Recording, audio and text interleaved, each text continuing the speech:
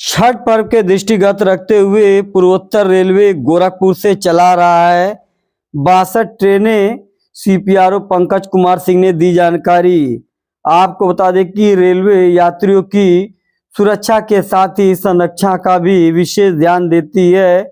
छठ पर्व पर ट्रेनों में हो रही भीड़ को देखते हुए रेलवे ने 88 ट्रेनों का नोटिफिकेशन भी जारी किया। इसके साथ ही गोरखपुर से बात करें तो 62 ट्रेनें चलाई जा रही हैं। इस संबंध में सीपीआरओ पंकज कुमार सिंह ने बताया कि यात्रियों की सुविधा का विशेष ध्यान दिया जा रहा है। छठ पर्व को मनाने के लिए बड़ी संख्या में लोग दिल्ली, मुंबई व अन्य शहरों से अपने घरों की ओर आ रहे हैं। ऐसे में यात्रियों की सुविधा की बात की जाए तो पूरे रेलवे में 1700 विशेष ट्रेनें चलाई जा रही हैं। 88 ट्रेनों का नोटिफिकेशन जारी किया गया है।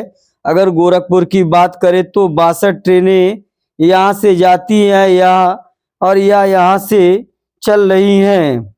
यात्रियों की सुरक्षा के लिए आरपीएफ और जीआरपी के जवान भी तैनात हैं। यात्रियों के लिए टिकट के लिए लंबी लाइन न लगाना पड़े, इसके लिए ऑनलाइन वह मशीनें भी लगाई गई हैं। उन्होंने कहा कि यात्रियों से अपील है कि यात्रा करने के दौरान किसी प्रकार का ज्वलनशील सामान न लेके जाएं, जैसे सिलेंडर, पटाखा, सिगरेट, बीड़ी, माचिस या लाइटर को ना ले जाएं, अन्यथा ऐसे लोगों के खिलाफ रेलवे एक्ट के तहत कार्रवाई की जाएगी।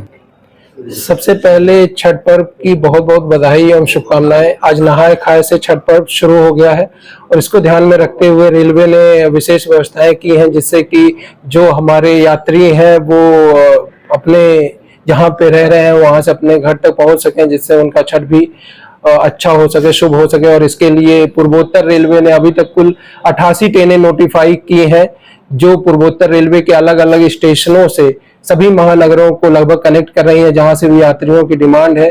गोरखपुर की बात करें तो गोरखपुर से लगभग 62 ट्रेनें ऐसी हैं जो या तो यहाँ से चल रही हैं या फिर यहाँ से होकर जा रही हैं। जो बिहार बाउंड ट्रेनें भी हैं इनमें से, और महानगरों को भी जोड़ रही हैं, जिससे कि यात्री अपने घर तक पहुंच सकें और पर्व सही से मना सकें।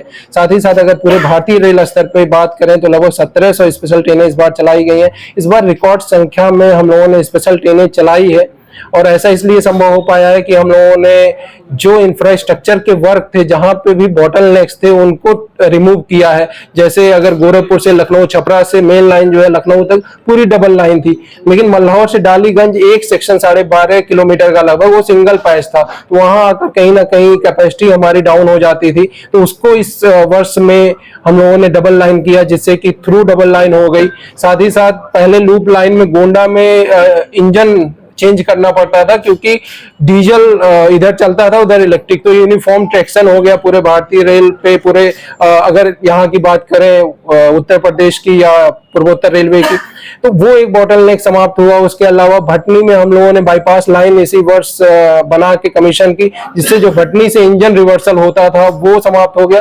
तो इन सभी कार्यों से जो लाइन की क्षमता है वो बढ़ी है, जिससे हम लोग ज्यादा से ज्यादा संख्या में स्पेशल ट्रेनें चला पा रहे हैं। और यात्रियों से अनुरोध करते हैं कि जब भी वो अपना यात्रा कार्यक्रम बनाए तो स्पेशल ट्रेनों की अवेलेबिलिटी अवश्य चेक कर लें, और इसके लिए NTES पर जाकर ट्रेन बिटवीन स्टेशन पे चेक किया जा सकता है कि कहाँ के लिए कौन सी स्पेशल ट्रेनें चल रही हैं। इसके अतिरिक्त स्टेशनों पर भी विशेष व्यवस्थाएं की गई हैं। जो छठ का भीड़ आने वाला था, जो यात्रियों की मांग बढ़ी थी, यात्रियों की संख्या में बढ़ोतरी हुई है, उसको ध्यान में रखते हुए सबसे पहला काम जो हम लोगों ने किया कि फेस्टिव सीजन के जस्ट पहले 142 स्टेशनों पर पूर्वोत्तर रेलवे के जहां UTS ऐप से टिकटिंग की जो सुविधा है वो शुरू कराई, जिससे कि जो क्यूज लगते थे यूटीएस टिकट के लिए उसमें कमी आई है। आप जाके स्टेशन पे देखेंगे तो पहले की तुलना में पहले बहुत लंबी लाइनें लगती थी टिकट के लिए ही, अब वो नहीं लग रही है, क्योंकि यूटीएस के माध्यम से, यूटीएस ऐप के माध्यम से लोग टिकट कर रहे हैं। ATVMs लगे हुए हैं स्टेशनों पर, उसके माध्यम से भी लोग टिकट कर रहे हैं। तो ये पहली चीज वहां पे चेंज कराया। फिर उसके बाद स्टेशन पर जो क्राउड कंट्रोल है उसके लिए कार्य किए गए, जो स्टेशनों की मॉनिटरिंग है, सभी प्रमुख स्टेशन जो हमारे हैं वो सीसीटीवी कैमरे से लैस है, तो वहां उसकी मॉनिटरिंग कंट्रोल रूम के माध्यम से की जा रही है। कोई ब्लाइंड स्पॉट नहीं है, वहां से देखा जाता है कि कहाँ पे किस प्लेटफॉर्म पे किस समय क्या सिचुएशन है। जो यात्री हैं उनको लाइनबद्ध तरीके से एंटर कराया जा रहा है कोचेस में।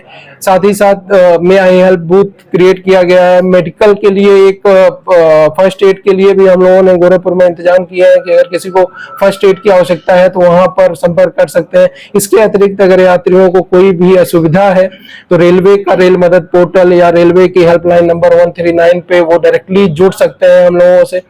और इसके साथ ही एक महत्वपूर्ण अपील जो लगातार हम लोग पिछले दीपावली के पहले से ही कर रहे हैं, चाहे वो एडवर्टीजमेंट के माध्यम से हो या अनाउंसमेंट के माध्यम से हो या रेडियो जिंगल के माध्यम से हो या आप लोगों के माध्यम से, तो एक बार फिर से हम अपने सभी सम्मानित यात्रियों से अपील करते हैं कि जब भी आप ट्रेन में ट्रेवल करें तो किसी भी प्रकार का ज्वलनशील पदार्थ या विस्फोटक पदार्थ या पटाखा इस तरह का सामान लेकर ट्रेवल ना करें। चाहे स्टोव हो, सिलेंडर हो, माचिस हो, सिगरेट हो, लाइटर हो, इस तरह का जो भी ज्वलनशील पदार्थ है उसको लेकर ट्रेवल ना करें। ऐसा करना अपराध की श्रेणी में आता है और उसके लिए 1000 जुर्माना या 3 साल कैद या फिर दोनों का प्रावधान है रेलवे अधिनियम के अंतर्गत। और साथ ही साथ सुरक्षित यात्रा के लिए ये चीजें प्रतिबंधित है। तो सभी यात्रियों से अपील है कि आप स्टेशन पर इन चीजों का ध्यान रखें और जब भी एक प्लेटफॉर्म से दूसरे प्लेटफॉर्म पर जाएं तो एफओबी का प्रयोग करें। रेलवे आपकी सुखद मंगलमय यात्रा की कामना करता है। धन्यवाद।